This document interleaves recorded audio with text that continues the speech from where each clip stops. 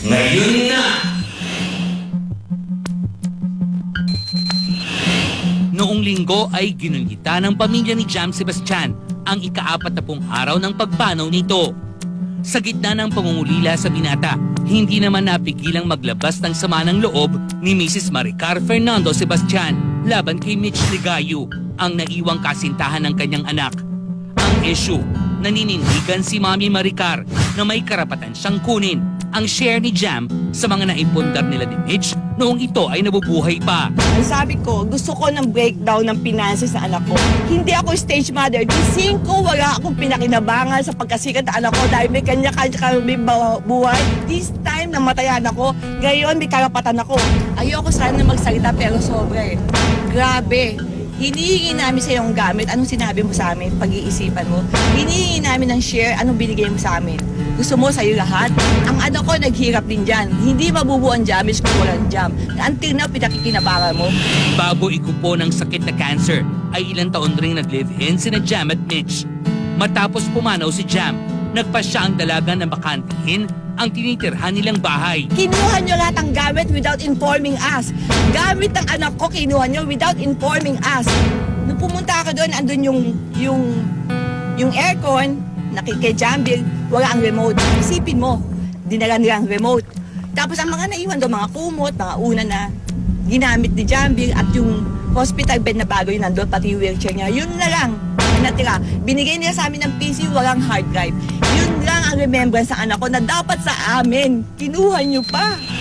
Naniniwala rin si Mami Maricar na hanggang ngayon ay may nakukuha pa rin kita si Mitch mula sa popular YouTube channel na binuo nila ni Jam. Nung namatay ang anak ko, ang cellphone ng anak ko nasa amin. Pinira mo kay Excel, ano ginawa mo? Nilog out mo ang Facebook, nilog out mo ang email, nilog out mo lahat. Nilog out mo ang Jamage page. During the week yan Bakit? Para mawalan kami ng access dahil alam mo, sa Jamage page nagkakakitaan nyo yan na until now sinabi nyo na hack. Tapos ang sa Google na anak ko, nilog out mo ang email. Bakit? Kasi doon pumapasok ang sinisweldo nyo for YouTube. Na until now, ikaw ang nakikinabang. Ngayon, sino kayo na mukhang pera sa amin dalawa? Sino kayo na mukhang pera? Sobra ng paggagamit ang ginagawa nyo sa anak ko. Okay? Pinagkakakitaan nyo ng perang anak ko na until now, ginagamit nyo siya. Please lang, maawa kayo sa anak ko. Ayaw rin itong paniwalaan ang pahayag sa Star Talk last week ng singer na si Neo Domingo na wala silang relasyon ni Mitch. Ngayon, tukol doon sa sinasabi niya nagiging tagay sa kanya, ito nga masasabi ko, tuwing madaling araw na saan ka nagpupunta, hindi ka natutulog sa bahay. Kung sasabihin mo magkaibigan na kayo, bakit mas marami ka ng time sa kanya? Nasaan ka? Na alam mo, kailangan ka di dyan. Kay Neo, pre, pakatotoo ka naman, pre. Huwag kang magtago dyan. Alam mo kung ano yung totoo, pre. Sabihin mo lang. Kay Mitch,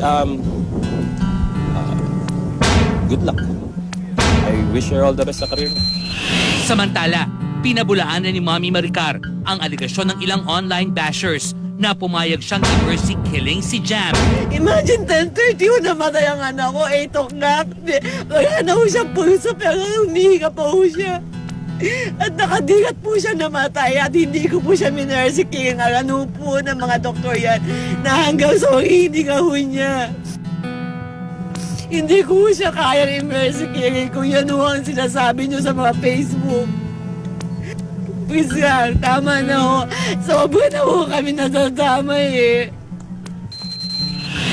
At bilang huling mensahe kay Mitch, Mrs. Sebastian has this to say. Sinakausap ko ang anak ko. Sabi ko, anak, hindi ako titigil hanggat hindi ko binibigyan ng katangungan kung ano may dapat para sa'yo.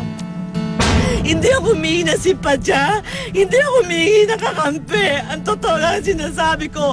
Ngayon, kung pupuwerta kayo sa akin, nakahanda akong mamatay. Maninindigan ko lahat ang sinabi ko. Kahit saan tayo mapunta. Sinubukan ng Star Talk na kunin ang panig ni Mitch Ligayo. Ngunit tumanggi itong magbigay ng pahayag.